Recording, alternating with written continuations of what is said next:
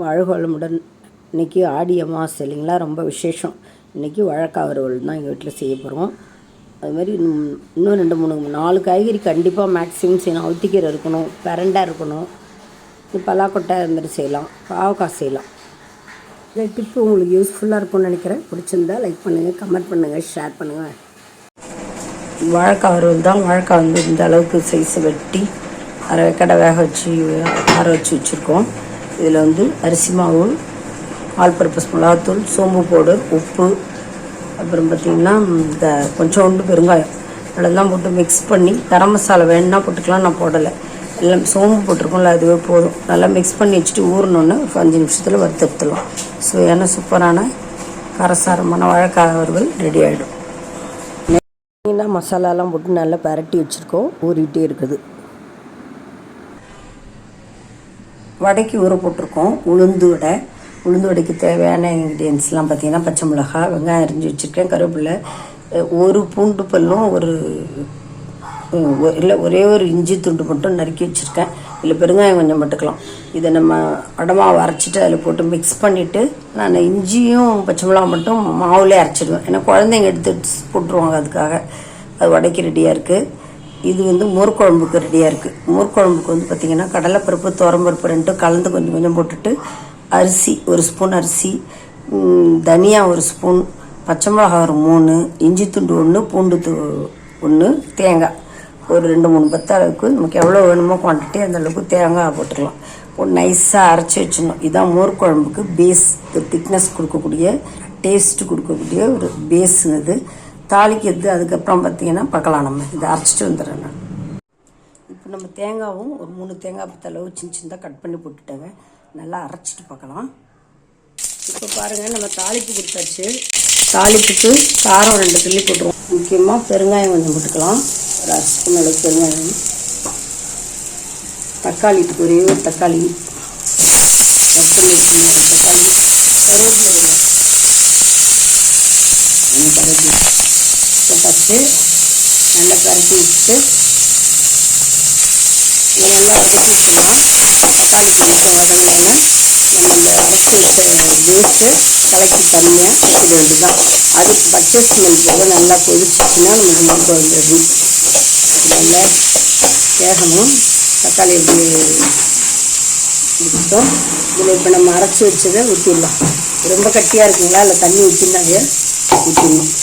Masala smell போக அது வேகணும். பார்த்திங்கன்னா நல்லா வெந்துட்டுருக்கும் போது நம்ம கொதிச்சுக்கிட்டுருக்கு, கொதிச்சுட்ருக்கு. இந்த ஸ்டேஜில் நமக்கு உப்பு போட்டுடலாம்.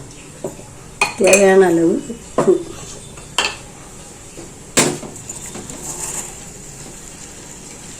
இதில் வெண்டைக்காய், பூசணிக்காய், அது மாதிரி நீர்க்காய்கறிகள்லாம் போட்டு நல்லா வைக்கலாம். சவுச்சோலாம் போட்டு வைக்கலாம். நம்ம வடை போட்டு தான் எப்பயுமே வைப்போம். சில வடைக்கு தேவையான குழம்புக்கு தேவையான உப்பு போட்டாச்சு. இல்லை கொஞ்சோண்டு மஞ்சத்தூள், ஒரு 1/4 ஸ்பூன் மஞ்சத்தூள் போட்டுப்போம். மோர் குழம்புனாலே கொஞ்சம் மஞ்சளாக தானே இருக்கும், அதனால் கொஞ்சம் மஞ்சத்தூள் போட்டுக்கலாம். இப்போ பார்த்திங்கன்னா நம்ம மசாலாலாம் ஊற்றியாச்சு. நல்லா கொதிக்கட்டுங்க. அந்த பச்சை ஸ்மெல் போக நல்லா கொதிக்கணும். இது நம்ம அந்த பருப்பு அரிசியெல்லாம் அரைச்சி ஊற்றுறதால அது கட்டியாக இருக்கும். இது நல்லா கொதித்தோடனே தயிரை ஊற்றி நுரைச்சிட்டு வரும்போது இறக்கிட வேண்டியது தான். கடைசியாக நம்ம வடை போட்டுக்கலாம். குழம்பு கொதிச்சுக்கிட்டு இருக்கட்டும். அதுக்குள்ளே வடமாக அரைச்சிட்டு வந்துடலாம். இப்போ பார்த்திங்கன்னா வடமாக வரைக்க போகிறோம். நம்ம வடமாக வரைக்கிறதுக்கு ஒரு 3 பச்சை மிளகாய், ஒரு இஞ்சி துண்டு எடுத்து வச்சுருக்கேன். 2 தடவையாக பிரித்து, இதில் விரவிழாக்கு தானே, அதனால சின்ன மிக்சியிலே 2 தடவையாக பிரித்து அரைச்சிடலாம்னு சொல்லிட்டு தண்ணி தெளித்து அரைச்சிட்டு பார்க்கலாம். இப்போ வடமாக வரைச்சிட்டோம். இதில் அரிசி மாவு கொஞ்சம் பைண்டிங்க்கு, எண்ணெய் இழுக்காமல் இருக்கிறதுக்கும் மொறுப்பாக வரத்துக்கும் போட்டுக்கலாம். இதில் கொஞ்சம் பெருங்காயம், உப்பு சேர்த்துக்க வேண்டியது தான். வெங்காயம், பச்சை மிளகா, இஞ்சி எல்லாம் போட்டோம். பெருங்காயமும் உப்பும் சேர்த்துக்கலாம். மோர் குழம்பு ரெடி ஆகிடுச்சுங்க. இப்போ நம்ம மோர் கட்டியாக அரை கொத்தி வச்சுருக்கோம். அந்த மோரை நம்ம அப்படியே அதில் ஊற்றிக்கலாம். தேவையான மோரை அதில் ஊற்றிக்குவோம். இப்போ கிளறி விட்டிங்கன்னா மிக்ஸ் ஆகிடும். நுரைச்சிட்டு வந்தோன்னா விறக்கிட்ட வேண்டியதான். இதில் தேங்காய் எண்ணெய் இருந்தால் 1 ஸ்பூன் விட்டுக்கலாம். தேங்காய் எண்ணெய் வீட்டில் இல்லை, அதனால் நான் விடலை.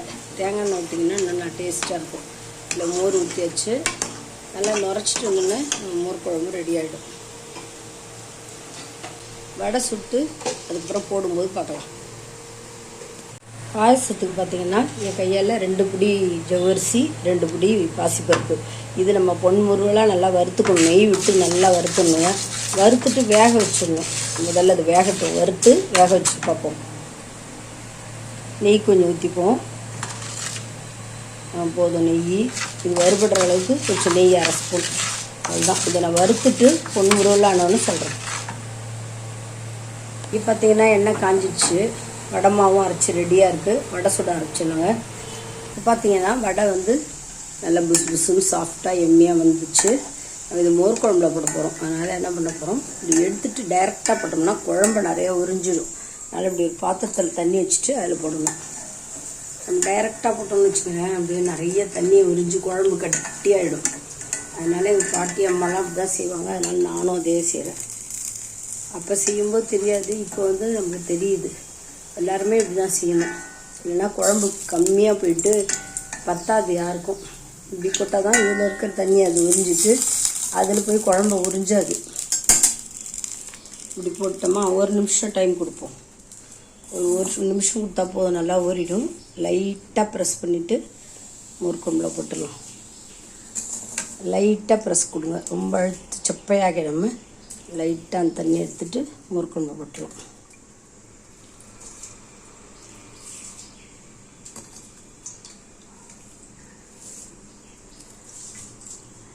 ரொம்ப டைட்டாக அப்படி எடுத்துனோம்னா சப்பையாக போய்டும் மோர் குழம்பு. அதனால் சுடும். அதனால் கொஞ்சம் லைட்டாக எடுத்துனா போதும். மோர் குழம்புல நம்ம வடையெல்லாம் படித்து பாருங்கள். சூப்பராக எம்மியாக மோர் குழம்போட ரெடி ஆயிடுச்சு. அடுத்து செட்டும் போட்டாச்சு, வந்துட்டுருக்கு. வெந்தோடனே திருப்பி போட்டு எடுத்துடலாம். ஸ்லோ ஃபயரில் வச்சு கொஞ்சம் ஹையில் வச்சு இப்படி மாறி எடுத்தோம்னா வடை கரெக்டான ஸ்டேஜில் இருக்கும். ஒரே ஃபுல்லில் வச்சுட்டோம்னா தீஞ்சு போயிடும். இல்லை ஸ்லோலே வச்சுட்டா வேகாமல் போயிடும். அதனால் மாற்றி வைக்கணும். நம்ம சூப்பராக எம்மியாக இருக்குது. வந்தோடனே பார்க்கலாம். இந்த பாயசம் பார்த்திங்கன்னா சேமியாவும் ஜவ்வரிசியும் ஒரு 2 பிடி போட்டோம். நெய்யிலே வறுத்துட்டு 2 டம்ளர் தண்ணி ஊற்றி ஸ்லோ ஃபயரில் வச்சு வேக வச்சுருக்கோம். இதை நல்லா வேகட்டுங்க. வெந்த உடனே நம்ம சர்க்கரை பால் எல்லாம் போட்டு நெய் போட்டு முந்தியை தளித்து ஏலக்காய் போட்டோம்னா பாயசம் எம்மியாக சூப்பராக ரெடி ஆகிடும். இந்த ஆடி அமாவாசைக்கு ஸ்பெஷல் பாயசம் ரொம்ப நல்லாயிருக்கும். செஞ்சு பாருங்க. வடை வந்துடுச்சு, எடுத்துடலாம்.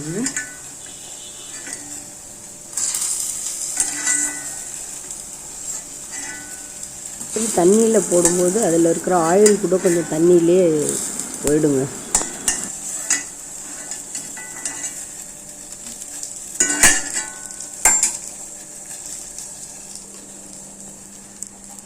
மறுபடியும் அடுத்த செட்டும் தண்ணியில் போட்டு அதே மாதிரி 1 நிமிஷம் லேசாக ப்ரெஸ் பண்ணி எடுத்து குழம்பு போட்டுடலாம். அதே போலவே எடுத்து நம்ம லைட்டாக ப்ரெஸ் பண்ணிவிட்டு, ரொம்ப ப்ரெஸ் பண்ணாதீங்க, சப்பையாக போய் ஷேப் இல்லாமல் போய்டும், பிசு இல்லாமல் போய்டும். அதனால் நம்ம லைட்டாக தான் ப்ரெஸ் பண்ணணும். தண்ணி அது இழுத்துருக்கும். இப்போ குழம்புல கொஞ்சமாக இழுக்கும். குழம்பு நல்லா திக்காகவே இருக்கும்.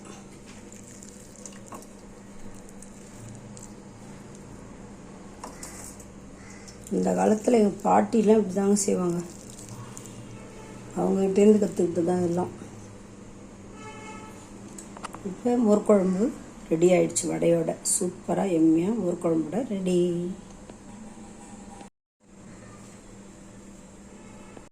முந்திரி பருப்பு திராட்சை நெய்யில் தாளித்து கொட்டியாச்சு. ஏலக்காயும் முந்திரியும் ஏலக்காயும் சர்க்கரையும் நான் பவுட்ரு பண்ணி வச்சுருப்பேன். அப்படி தான் அதுலேருந்து ஒரு 2 ஸ்பூன் எடுத்து போட்டுட்டேன். எப்போயும் இந்த மாதிரி நுக்கி வச்சுட்டோம்னா நம்ம ஸ்வீட் செய்யும்போதெல்லாம் யூஸ் பண்ணிக்கலாங்க. இப்போ நல்லா கிண்டி விட்டுட்டு இல்லை தேவையான அளவு நம்ம பால் கலந்துக்கலாம்.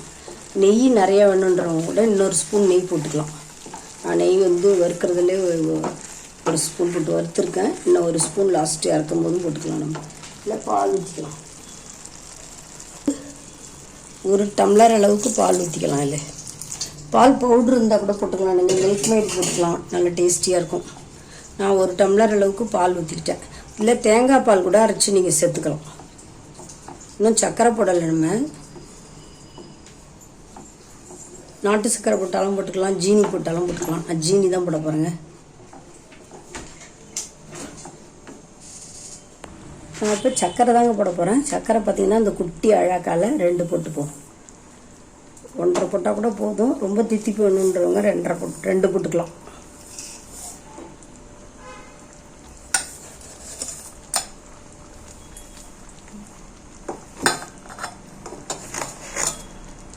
இப்போ நான் 1.5 போட்டிருக்கேன். பத்தலைன்னா வேணால் நம்ம ஆட் பண்ணிக்கலாம். அது ஒன்றும் பெரிய பிரச்சனை இல்லை. அப்புறமா ஆட் பண்ணிக்கலாம். அதில் 1.5 அழாக்கு, குட்டி அழாக்கில் 1.5 அழாக்கு போட்டிருக்கேன். பாயசம் அவ்வளோவா ரொம்ப சக்கரை இழுக்காதுங்க, இல்லை ரொம்ப திகட்டிடும். அதனால் ஒரு 1.5 போட்டிருக்கேன். சூப்பராக எம்மியாக அற்புதமான ஆடி பாயாசம் ரெடி ஆகிடுச்சுங்க. அமாவாசைக்கு தயாராகிடுச்சு. அப்பளம் வறுத்துட்டு அவுத்திக்கீரை பொரியல் பண்ணிட்டா சரியாக போச்சு. படைக்க வேண்டியது தான். பூ அலங்காரம்லாம் பண்ணிவிட்டு படைக்கலாம். இதில் வந்து நெய் இன்னும் 1 ஸ்பூன் போட்டுக்கலாம். நம்ம நெய் 1 ஸ்பூன் முதல்ல போட்டுட்டேன். இருந்தாலும் இன்னும் 1 ஸ்பூன் அளவுக்கு நெய் போட்டுக்கிறேன். கொஞ்சம் ரொம்ப போட தேவையில்லை. ஒரு ஸ்பூன், 2 ஸ்பூன் தான். வறுக்கிறதுக்கு 1 ஸ்பூன், மேலே போடுறதுக்கு 1 ஸ்பூன். அதுக்கு மேலே தேவையில்லை. பாயசத்துக்கெலாம் கேசரி அல்வா அதுக்கெலாம் நிறைய போடணும். பாயசத்துக்கு 2 ஸ்பூன் போதும். 1 ஸ்பூன் மேலேயும் வறுக்கிறதுக்கு 1 ஸ்பூன், அவ்வளோதான். பாயசம் ரெடி ஆகிடுச்சு. சூப்பராக எம்மியாக செஞ்சு பாருங்கள். இந்த பாயசம் ரொம்ப அருமையாக இருக்கும். குழந்தைங்களுக்கும் பிடிக்கும், நமக்கும் பிடிக்கும். இந்த வீடியோ உங்களுக்கு பிடிச்சிருந்துன்னா லைக் பண்ணுங்கள், கமெண்ட் பண்ணுங்கள், ஷேர் பண்ணுங்கள். மறக்காமல் சப்ஸ்கிரைப் பண்ணுங்கள். எங்கள் வீட்டு மோர் குழம்பு, வடை, பாயசம், வாழைக்காய் வறுவல் எல்லாமே பார்த்துட்டிங்க. நம்ம நெக்ஸ்ட் வீடியோவில் பார்க்கலாங்க. பாய்ங்க.